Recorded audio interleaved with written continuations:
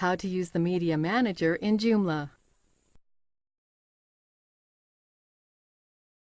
This tutorial assumes you are already logged in to your Joomla admin panel. Click Site. Then Media Manager. The Media Manager is just like a file manager, except it shows only media files in your image directory. Let's create a new folder and upload an image. Type a new name for your folder. Click Create Folder. Now, click to open the folder we just created. Scroll down. Click Browse. Select your media file and click Open.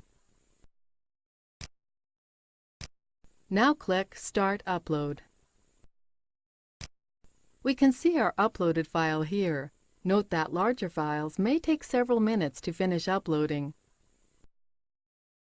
Now let's see how to delete a file. Click the red X under the file. The file we uploaded has been deleted. Now let's see how to change the way items are viewed. Go back to the main directory. Select Detail View. Scroll down and right.